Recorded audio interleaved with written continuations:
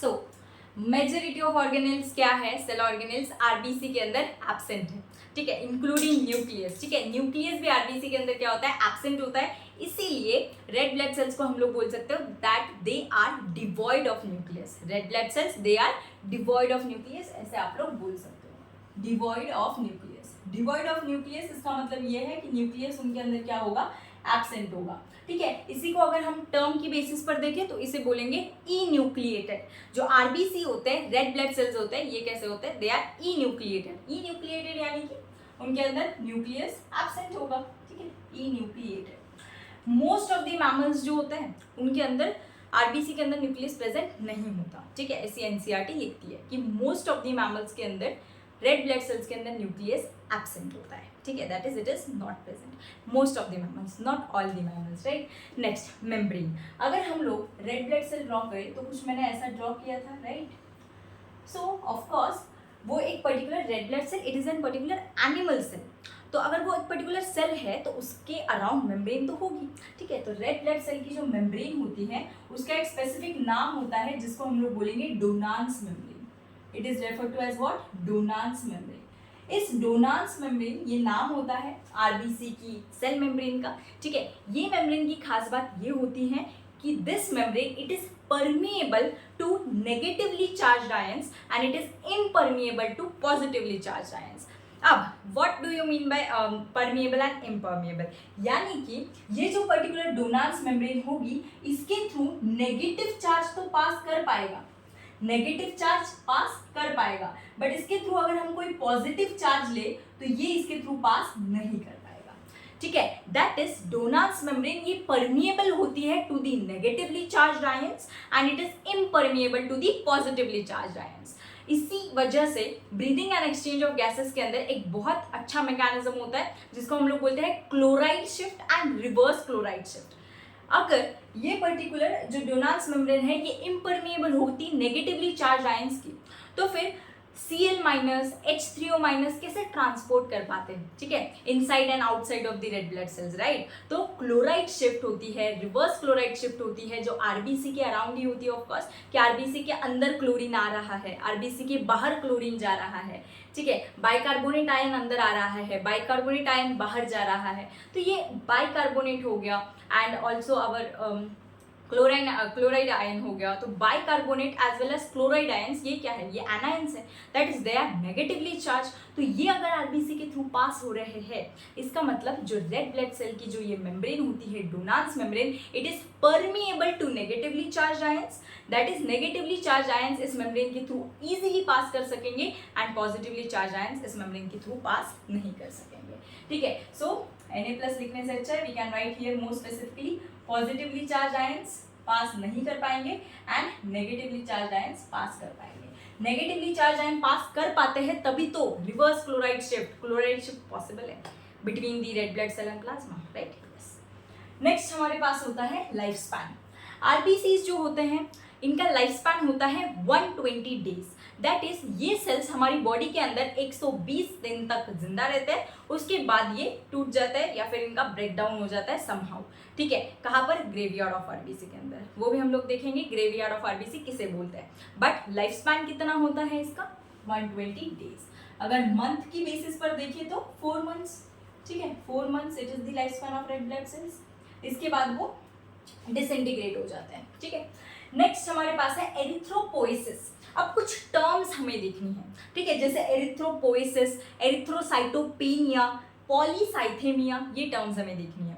Erythropoiesis हमेशा याद रखना, जेनेसिस, पोइसिस इसका मतलब होता है फॉर्मेशन, जैसे कि स्पर्मेटोजेनेसिस यानी कि the formation of sperms, oogenesis यानी कि the formation of ovum, right. तो ये oogenesis, तो जो जेनेसिस टर्म आता है ये आता है फॉर्मेशन के लिए, ठीक है। सिमिलरली जैसे जेनेसिस होता है उसी के समहाउ उसी के रिजेम्बलेंस में आता है पोएसिस वर्ड, ठीक है। पोएसिस यानी भी होता है फॉर्मेशन। तो एरिथ्रो हमने देखा था रेड ब्लड सेल के लिए रेफर कर रहा था, एंड पोएसिस रेड कलर के लिए देखा था ना पिछले स्लाइड के अंदर। तो एरिथ्रोपोएसिस यानी कि आरबीसी का फॉर्मेशन। हम लोग नॉर्मली बोलते हैं कि रेड ब्लड सेल फॉर्म हो गए, बट नहीं, इनकी लैंग्वेज में हम लोग बोलेंगे एरिथ्रोपोएसिस हो रहा है बॉडी के अंदर, ठीक है। अभी मेरी बॉडी के अंदर भी शुरू है, तुम्हारी बॉडी के अंदर भी शुरू है, ठीक है। कंटिन्यूअसली रेड ब्लड सेल्स बनते हैं, टूटते हैं, बनते हैं, टूटते हैं, राइट।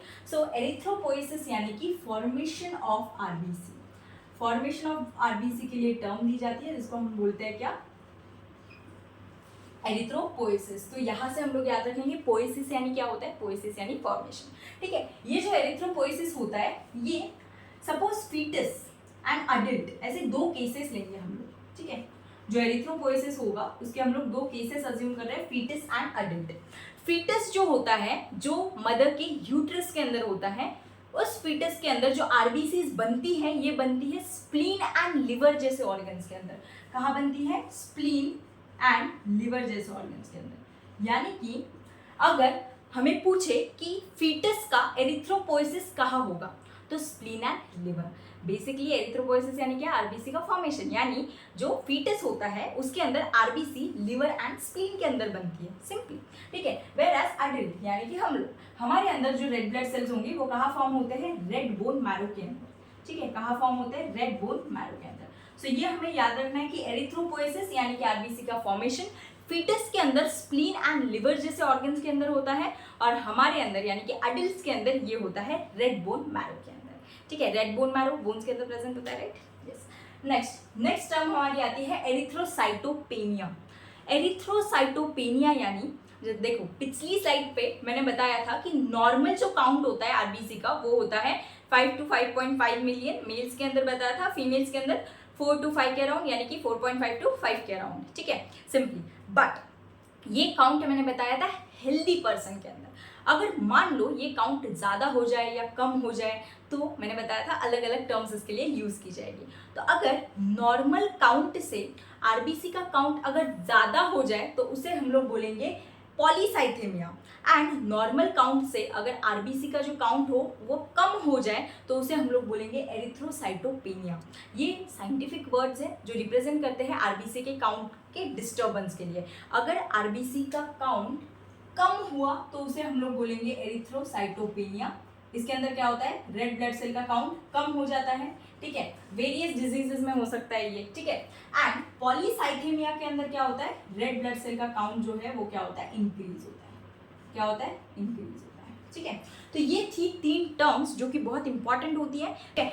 ये एरिथ्रोपेनिया बोल सकते हो इसे, या फिर एरिथ्रोसाइटोपेनिया ये भी बोल सकते हो, ठीक है। सो यस, नेक्स्ट होता है मैचुरेशन। रेड ब्लड सेल का मैचुरेशन के लिए कौन रेस्पॉन्सिबल होता है वो हम लोग देखेंगे, कहाँ होता है वो नहीं, कौन रेस्पॉन्सिबल होता है दैट वी विल सी, ठीक है। मैचुरेशन के लिए 3 चीजें रिस्पॉन्सिबल होती हैं आरबीसी के मैचुरेशन के लिए, फॉलिक एसिड,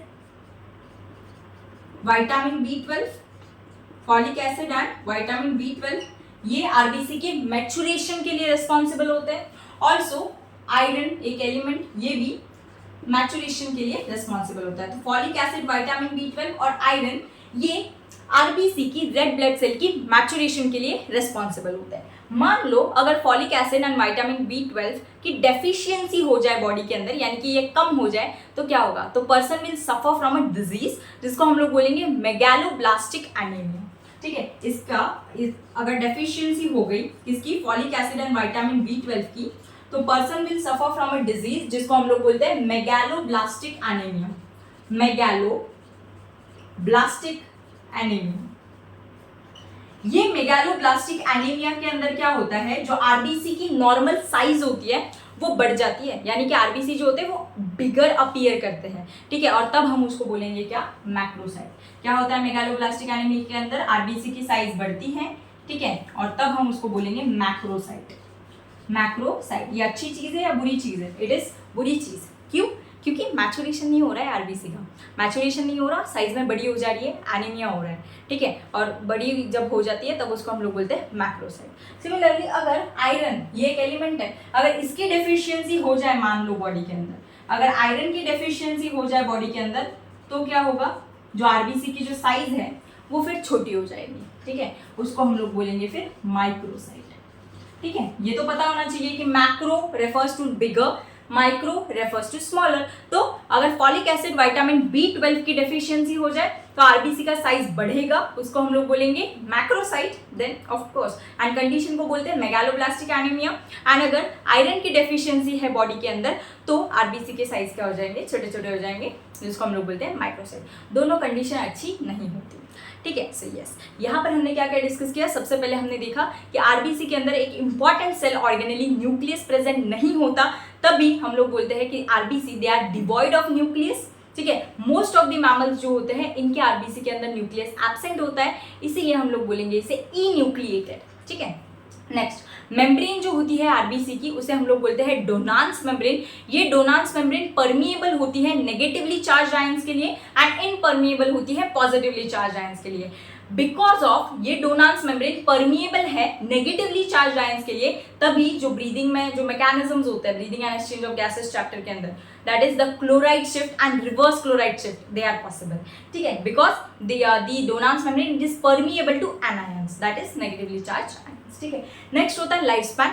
आरबीसी का जो लाइफ स्पैन होता है वो होता है 120 डेज, मंथ्स में देखें तो 4 मंथ्स, ठीक है। उसके बाद ये क्या हो जाएंगी, खत्म हो जाएगी, ठीक है। नेक्स्ट होता है एरिथ्रोपोएसिस। एरिथ्रोपोएसिस यानी आरबीसी का फॉर्मेशन होना, आरबीसी का बनना।